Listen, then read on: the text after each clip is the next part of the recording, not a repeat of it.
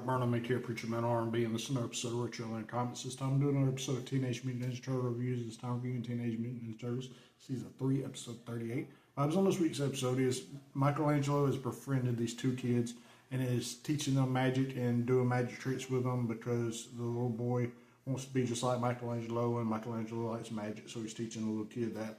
And what happens is there's this mobster that we've seen before and this magician who has stolen certain items, and the turtles have to go in and try to stop them.